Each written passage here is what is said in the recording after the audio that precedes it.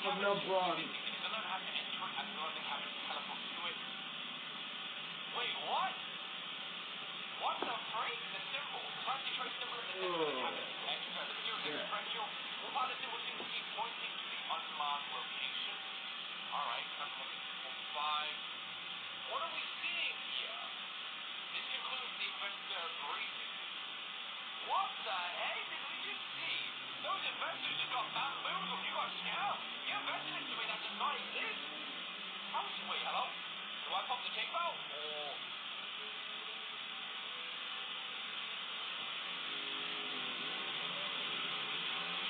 I think I did an investor briefing.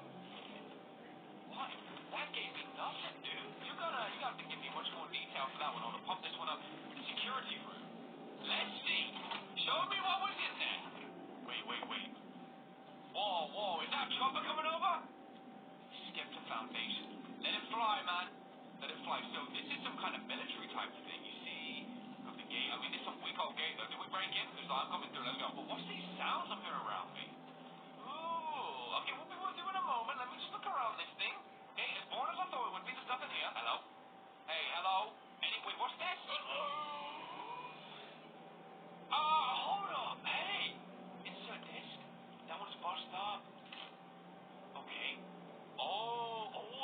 This is kind of fun. Alright, we see something marked down on the floor. That was in the second tape. That's a clue. Okay, slot that back for now. We might come back to that if we need to. Insert disc. Maybe... Oh, is that where the disc is buried? Hang on a moment. We'll search some of these. We can't search these. This is paper with a bunch of anomaly security index codes written on it. Cabin anomaly. The cabin anomaly. Why can't I say that? The cabin anomaly. Unknown vessel with a foggy wavelength. No eyes. Infinite wild Medwood. Medwood, what the freak? Red mist and the looker. The blood is dry. The cabin anomaly is the one circled the most. Okay, checking these. Hold up. Any more paper? Anything we can use down here? Insert this. You got it, Chief. You got it. There you go. What we finding on here? And also, why are you sleeping? Oh!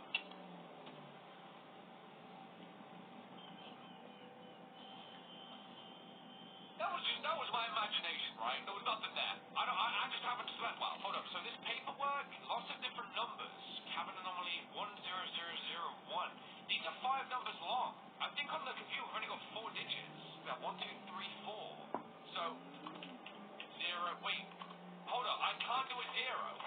Yeah, you dang right. I don't know what this code is, so we can do something here. And my guess is that is exactly what we need to get to. And if we get there, we're going to get a lot of answers. So let's do it. Pop the tape out. So we're looking for the entrance to the door. That's going to be our clue. It was tape number 2, so we pop that one in there as well. This is an interesting little game. I like this. So we see this here.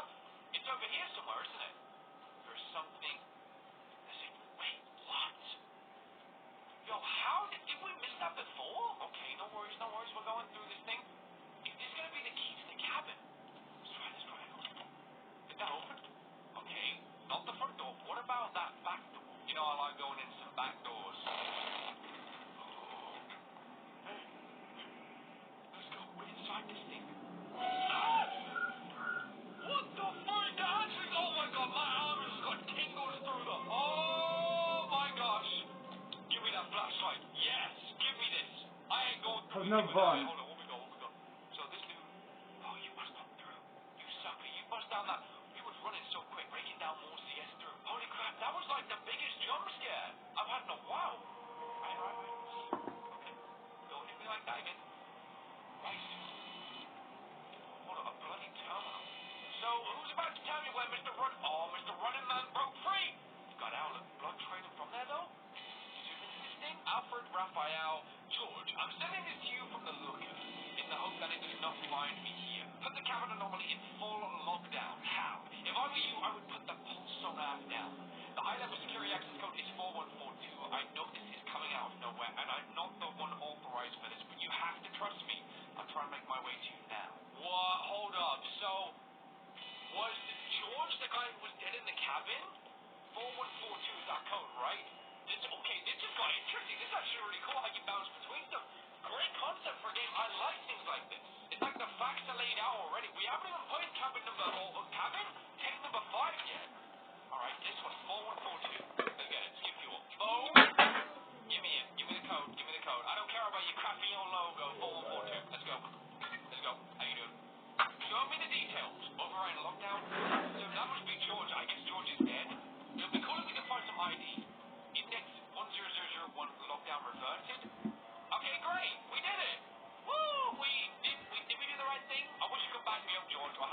add like a name tag just so I can see, man. This dude body though. This dude's dead. Are we done here? Is that it? We found your little clue? You don't want to take the rifle with you? That's it? Is that what we're doing here? Wait, we can see it. It's interlinked around here, isn't it? So we set a post over here. That's our cabin. Skepta Foundation. They were using that cabin. They found it was the anomaly. Okay, so let's back out of this. What about that final tape now? With the blood stains on it. Nobody want to be messing with this, but listen guys, it's in there. I want to see. What does this one say? The cabin anomaly. This is going to be cool. This is going to be really, really cool. I'm looking forward to this. This is so good. I like what this game is doing. Number one. Do I like what this game's doing? I don't know anything. Because I'm going to hold up. Skepta Foundation. Bring your kid to work. Yeah, great. Let's bring him to this place. Yeah, cool. I got Mel on me though. Gosh. Dude, I got Mel on me. Dang it, thank goodness that, you know, usual security. Oh, he's on sleeping duty tonight. Wait, why did it beep again? Bro, you got paranormal ghosts coming through this place? Hang on a second. Hello? Wait. What do you want me to do then? Huh? Wait. What? Hang on a moment. Hang on. Oh! Glad you're locked up. Don't open up again. This is a great little suspenseful building game. It's not throwing things at you. Doing it right, man. Skepta Foundation, we're here. That door, nope, elevator busted up. I probably want to close that behind me. Alright, yeah, I get it. Bring your kid to work there. I ain't doing that. Here we are. It wasn't a big foundation, a fairly small one. Workings on the wall. 9.7 million possible combinations. They're trying to find that sixth cabin so desperately. Look, that shit was awkward. What are they looking at? Can't switch this? Wait, what are we doing back here? I feel like there's maybe a step we've missed somewhere along the line. So we need to draw power here, right? And we're not getting it. Most of the finances are simply not interested in the unmanned location. And if I'm being completely honest, it might not even exist. Our best option right now is to try moving one of the cabins. It could prove to be a revolutionary way of transport. I'll assemble a team for Tuesday. Okay, so that might be the cabin that we were seeing out in the middle of nowhere. I don't know. Help me? Bro, if you stick 9.7 million possible solutions and expect me to solve it in a 20-minute indie game, then you're wrong, buddy. Ain't gonna happen. How am I supposed to solve this thing? I ain't no genius. Whoa, that moved. Oh, the cabins. We see it. So there was one that was moved. What's that? 10001. Okay, we got the light. Do we want to go down to that thing? Hold on. What are we trying to see down there? We don't want to turn that off again. What is this showing us? Something about this cabin here with the flickering light. I have no idea what we do, guys. We got some music coming and it's making me feel all kinds of sentimental. Hold on, okay. Great, we got 5 cabins. How about I just... how about I do back out? Let's talk. Take me down to that ground. Ow! That was the most convenient elevator I've ever used in my life. And we're down, just like that. Hold on, I'm gonna read this. Please be aware of the following guidelines when working with the cabin anomaly. The cabins show me damage the integrity of the anomaly. Employees must conduct teleportation research one at a time. See guideline number 1. Failure to follow these instructions will result in contract termination. Buddy, I think your cabins will do a good job of terminating me. We're outside. Here we go.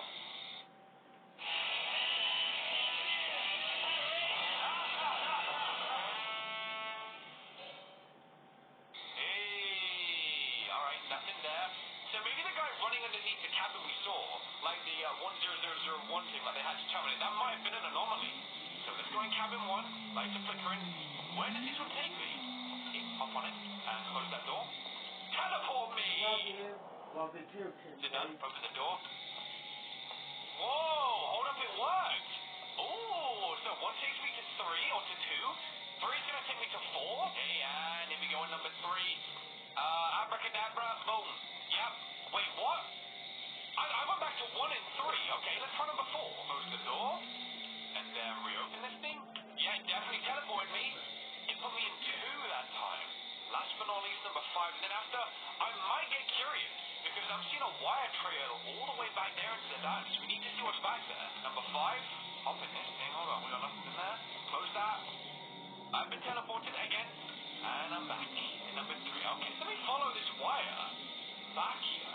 Don't jump scare me, game. Don't do me like this. Wait.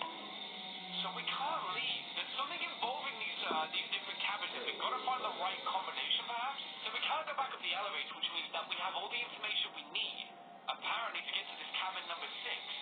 Therefore, what do? I'm gonna balance out of this for now.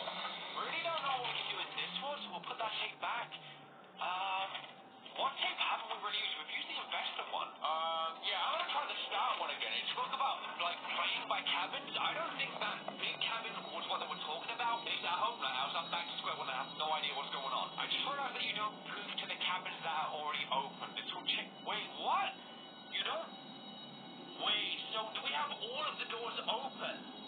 Ah, kid, you figured out what the sign is good, man. You got a job. So if we open every single door and then do exactly what we need to do, it's going to take us to the elusive cabin where they all wanted to get to and could not figure out how it's done. Some little 7-year-old boy was just like, oh yeah, leave the doors open, bro. All cabin doors are open. And now we're going to open number 5 and see if we can get through here. Maybe it'll be number 1 though, because that's got the flickering light. Might be indicating this is where you got to teleport from. Let's try it. So.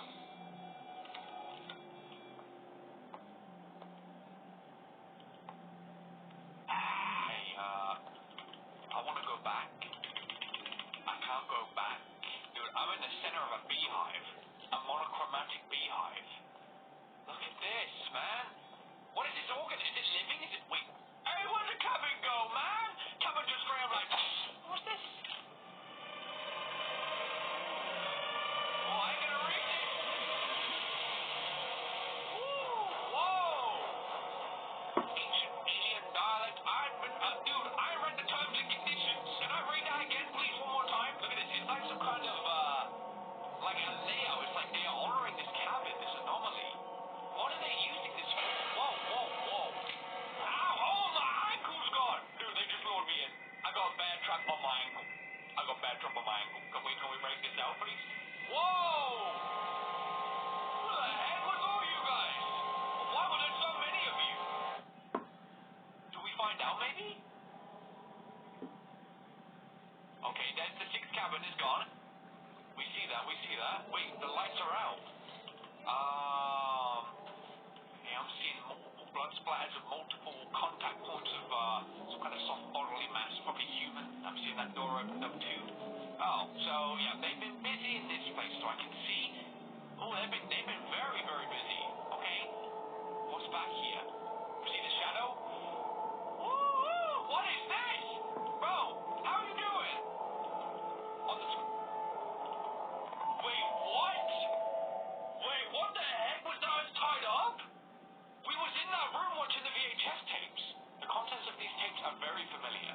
They remind you of a place similar to this one.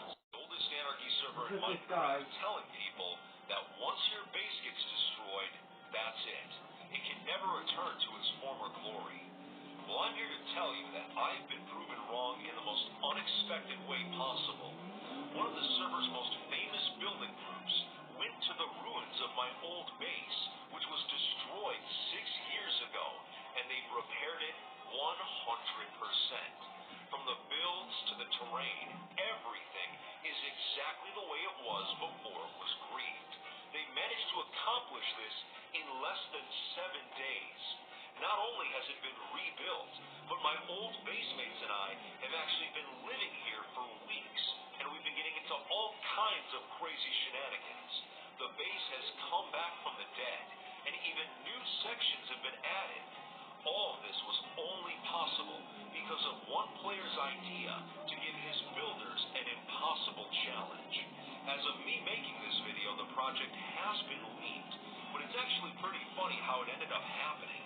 Let's get right into how Aureus City, my old home, against all odds, came back from the dead.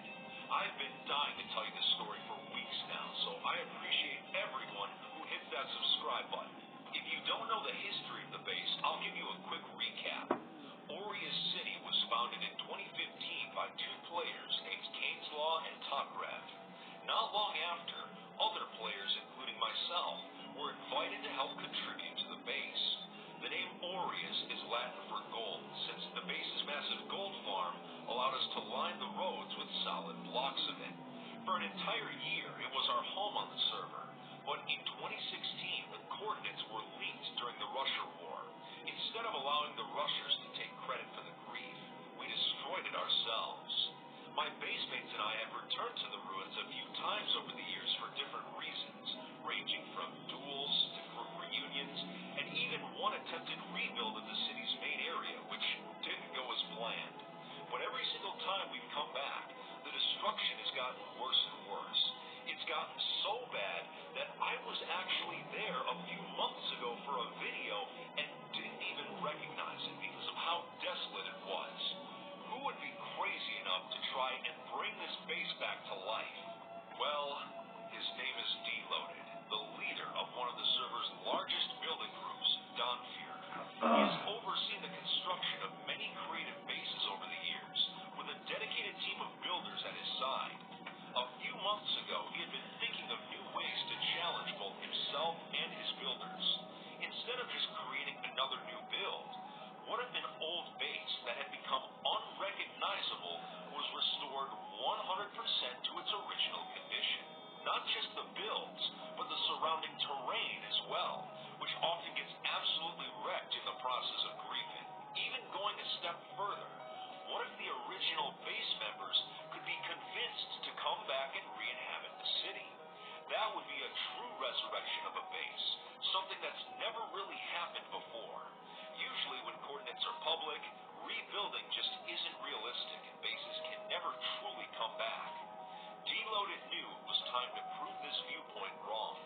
Together with a team of his most trusted builders, he came up with a plan. Have no bun. Take your videos offline and watch uninterrupted. Try YouTube Premium on us.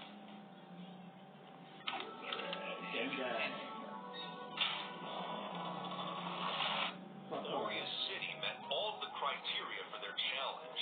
The group needed to accomplish 5 major tasks: remove all lava casts and obsidian, restore the natural terrain, rebuild the roads, the core area, and finally, the outer builds. All of this would need to be done in less than a week. The reason was that the ruins of Orius still received visitors from time to time due to its significance in the server's history. Not too long ago, another famous base, the Valley of Wheat, was completely rebuilt, but it was destroyed just hours after completion, making the entire project a wash. The Donphyr builders knew that Orius could survive much longer if it was rebuilt quickly.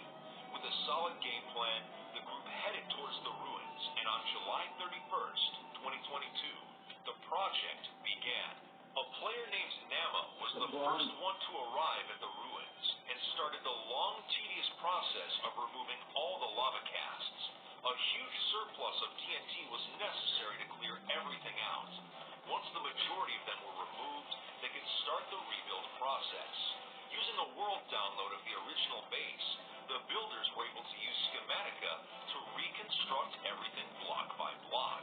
A surplus of materials was required to ensure every build and piece of terrain was 100% accurate. They even had to reconstruct underwater terrain to make the shorelines accurate again. Little by little, the original destruction was reversed. After a few days, the builders had made incredible progress, working around the clock in shifts. Some of the builders, such as Darkemire, put in over 100 hours each in a single week, which is insane.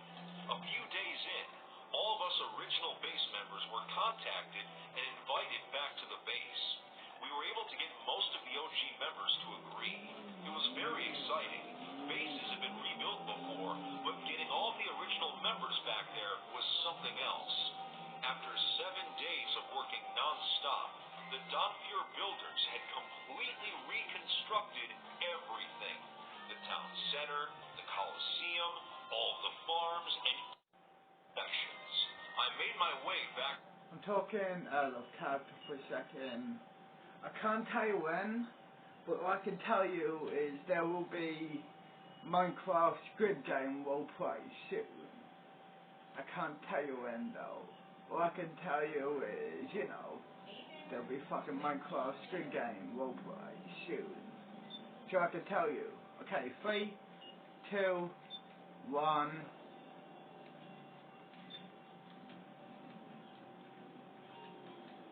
And go. To the city, and sure enough, they weren't joking. It was like stepping back in time. And this wasn't a world download. This was the real thing.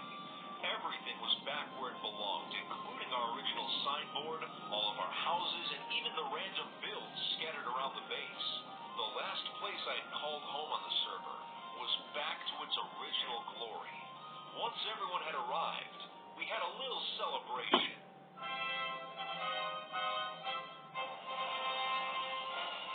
With everyone reunited, we took formal pictures with the building team all over the base to celebrate their amazing achievement. A lot of them wanted autographs in the form of written books, so I was able to thank all of them with personalized messages. Gotta keep the fans happy. You've just seen Cloud in action. Afterwards, we all decided to climb the radio tower to jump off as a group. But my old base mate and server legend, XCC2, had an unfortunate accident. Alright, are we waiting on anyone else?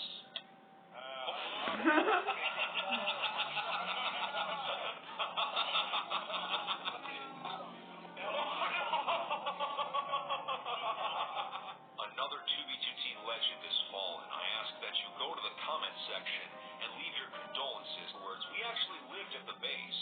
It was just like the old days, walking around, checking the signboard for new messages. The base felt more alive than it ever had before. But of course, we all knew what would eventually happen.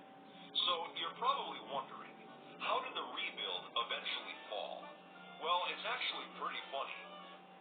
Demande le parfum. Le pour le parfum. The new Intensities for Men by Jean-Paul Gaultier. What, you guys did it? Because why not? Boost! The great Well, tasty vitamin boost. What gave it away was the reconstructed map art of Rainbow Dash. A 2v2 team player named Rebane hosts a website that automatically keeps track of the different maps that have been created on the server. If a new map ID is used up, the image gets posted to the website by a bot. Now, since 2v2T is an anarchy server, many of the maps are wildly inappropriate, so I cannot show them on YouTube. But when Donfear rebuilt Rainbow Dash, the map showed up on Rebane's website. Since it was one of the more notorious map arts back in the day, many are aware that it was built at Aureus. So when it showed up, people began to investigate. Visitors would begin to flock to the base, with some leaving signs and even adding their own creations to the base.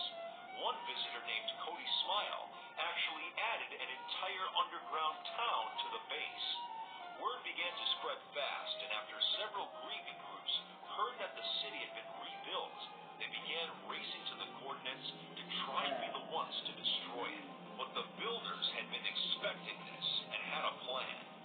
Since we had been the ones to destroy our own base in 2016, the Donfear builders wanted to be the ones to take down their own creation. With our approval, the base was once again symbolically destroyed by the builders, not the griefers. I guess technically, this means the base lasted from 2015 until 2022. Well, maybe that's a stretch, but let me believe, okay? In my opinion, it was an appropriate way to bring the project to a close. Once again, the city lay in ruins, but Deloaded and the Donfear builders had accomplished their goal. They had proven that it is indeed possible to bring a base back from the dead and have the original members live there once more. I'm actually pretty happy that I was proven wrong on this, as I got to re-experience life in my old home, got to see my old friends, and make new ones as well. It's probably the most fun I've had on 2v2T in a while.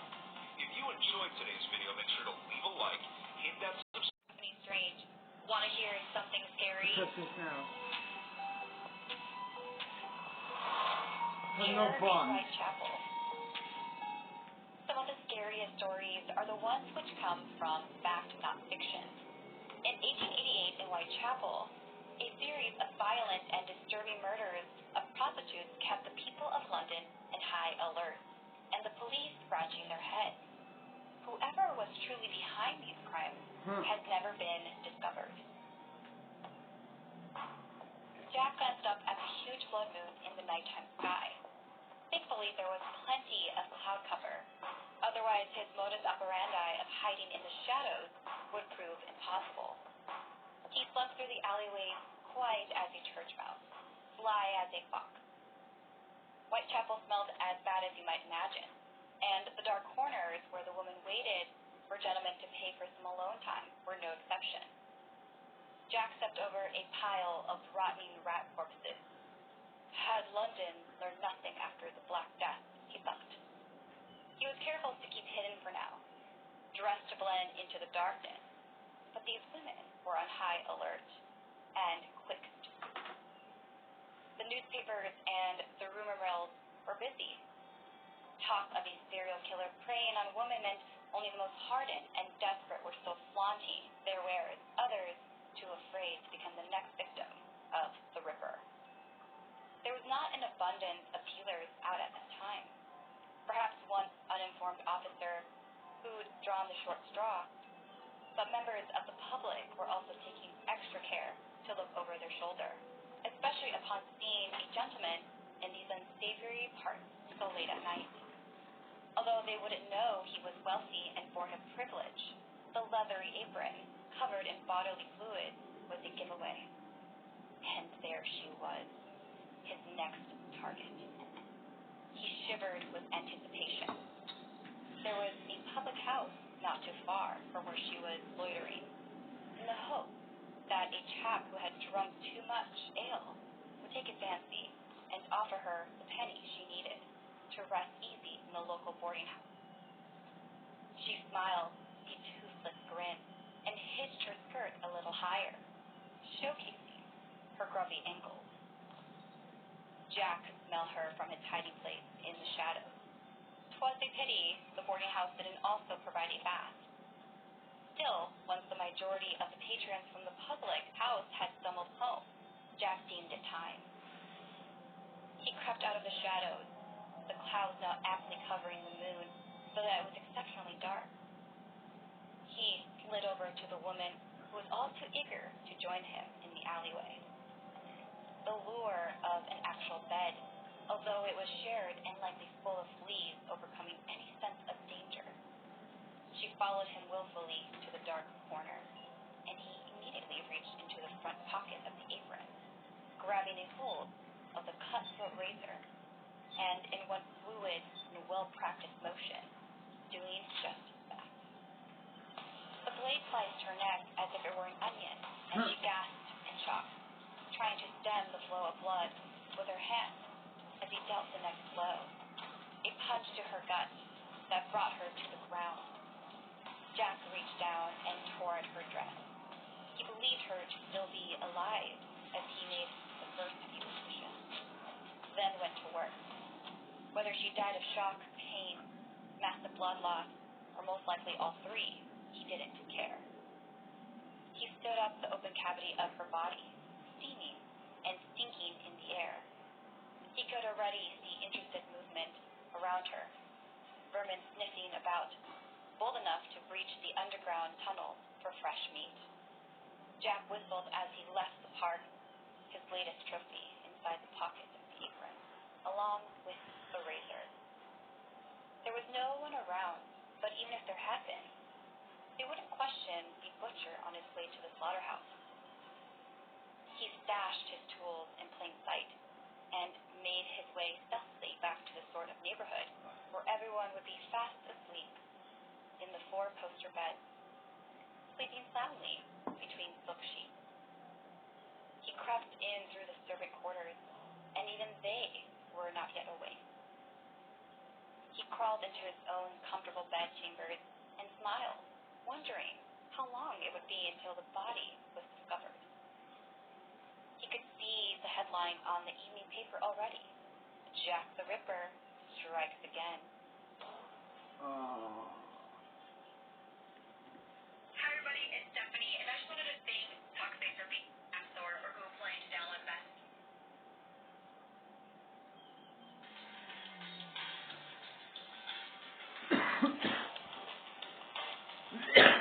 Hi everyone, I'm Stephanie, also known as Stephanie Strange on Stood Talk. I love scary movies like the VHS franchise. Yet despite helping to heal people, there were rumors she had made a deal with the devil himself to keep her consuming tiredness, and a cold drag from the window had given her a chill. She grabbed a travel mug and headed to school.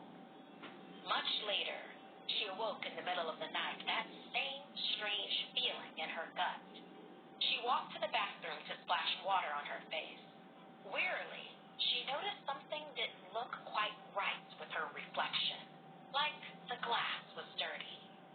Looking more closely, the face that stared back wasn't her. It was her, but it wasn't. While her own mouth began to open in shock, her reflected face began to grin unnaturally. Her eyes were now jet black orbs like bottomless pits. Although frightened, she took a step closer, her nose practically touching the glass. How can this? Suddenly, two arms shot out of the mirror and wrapped around her in a tight grip, dragging her into and through the mirrored surface. Shyla looked back through the mirror to see something standing where she had just been. A creature that looked just like her, but not her. It waved back before disappearing out of the room. After uselessly pounding on the mirror to escape, sobbing, then passing out from exhaustion and shock, Shyla awoke and finally began to explore the place she was being held captive in. It was just a wide, empty space, and instead of windows into the outside, she realized they were the mirrors in her house. In one, she saw her brother Oscar putting gel in his hair, probably getting ready for a date. Did he not notice she was missing? He put some aftershave on his neck before giving himself a wink. Then, all of a sudden, the door opened and a figure walked in. At first, it was hard to make out who it was, but as the moonlight touched its face, two glistening black-orbed eyes shone in the light. It was the mirror doppelganger. Slapping her hand on her side of the mirror, she cried out to Oscar. "That's not me!" she screamed, but it was no good. He couldn't hear her. He turned towards the imposter as it stared at her. Suddenly, it grabbed Oscar, hugging him and patting his hair while staring at her. Then, smiling evilly, it left the room. He seemed safe for now, just perplexed at his sister's sudden odd behavior. Later, she saw her dad shaving to prepare for work. And there the evil creature was again, inching its way in from the door. It crept closer to her father and bumped into him as his blade was touching his skin. Blood gushed on his white button-down. He scolded the evil doppelganger as if it were her. "Be more careful, Shyla. Look at this." The real Shyla wept on the other side of the mirror. "It's not me, Dad. It's not me." But he couldn't hear. It stared at her from its side of the mirror, reveling in her pain. Days passed. She had no idea how long she'd been trapped. As hard as Shyla tried, she couldn't seem to get out. Who knows what the creature was doing or what it wanted, pretending to be her. Then, just as Shyla was about to give up hope, the imposter showed up in front of her mirror. It reached back through the cracked mirror, dragging her to the other side. Just like that, it was over, and she was home. Shyla ran out of the room. She passed by her brother first, but froze in the doorway. Oscar was talking into his phone and was holding a knife, shaking, whispering about something being horribly wrong with his sister, of being afraid to go to sleep at night.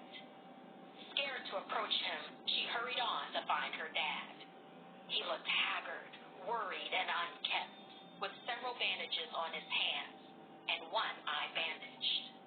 She ran over to hug him, but he jumped up from his chair and warily backed away, saying he would get help for her, but none of them would be able to forgive everything that she'd done that easily.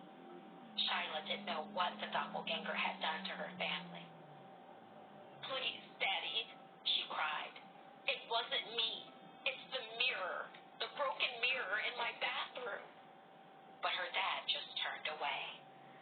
Confused and upset, Shyla left to find her friends at their usual hangout, and as they saw her coming, they fled, calling back, Stay away from us, you psychopath. Psychopath. What had that terrible thing done to her life? She walked back home with mixed feelings, relieved to be back, but devastated by the fallout. How could she ever explain it? Any of it? And suddenly, she felt angry. She had done anything. It was the mirror. She ran into the house and tore the cracked mirror off the wall, smashing it to pieces and dumping it in the trash can outside. Sighing in relief, Shyla headed back inside to find her dad and to try to explain, to apologize. But she stopped as she saw him sitting on the couch, an impossibly wide grin stretched across his face, because she knew what it was. She could even see the jet black orbs of that thing staring back at her from her father's face. Its broken whisper echoed all around. Too late. Daddy already looked in the mirror, and now I'm back.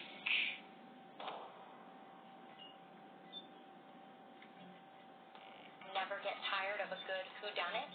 Then you'll love June's Journey. You play the game as June Parker, an amateur detective investigating a series of... I hope you dare. Follow me on social media.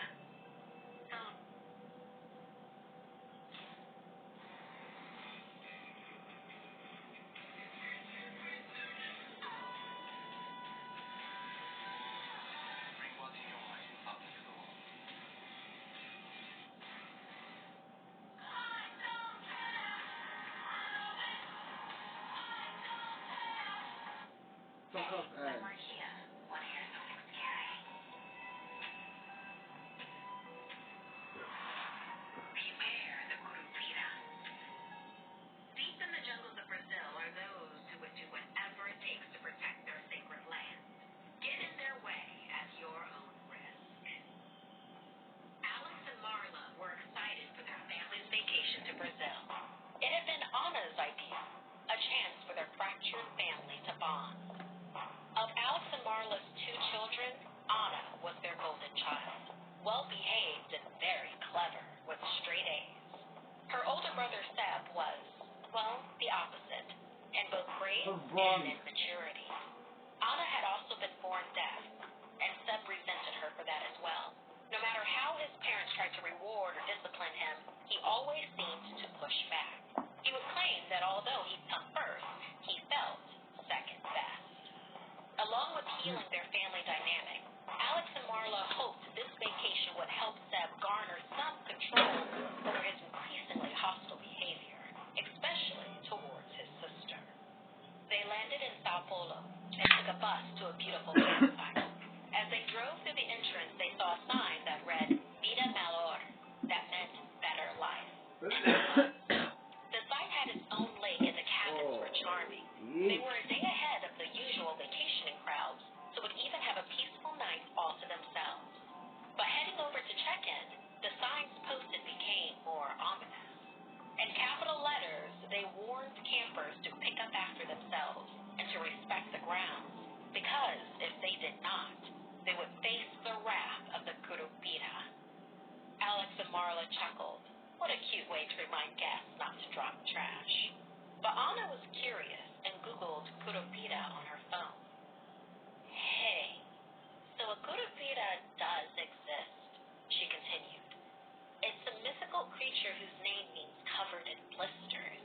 It has red and orange hair. Its feet are backwards as a way to throw off anything hunting after it. As she read aloud, her parents smiled, but Seb just rolled his eyes. Nobody asked you. That's so dumb, he scoffed.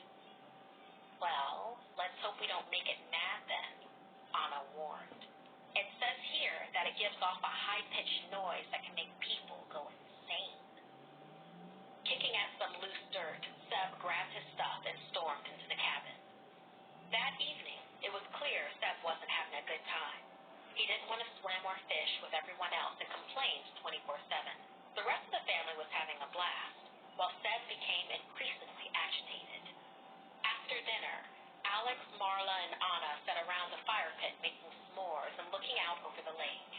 It was blissful until Seb appeared, his negative energy immediately dampening the mood. He teased Anna about still enjoying kid snacks, then grabbed her treat and threw it into the water. When Anna got upset over him bullying her yet again, Seb stormed off, kicking a trash can onto the ground, causing its contents to spill everywhere.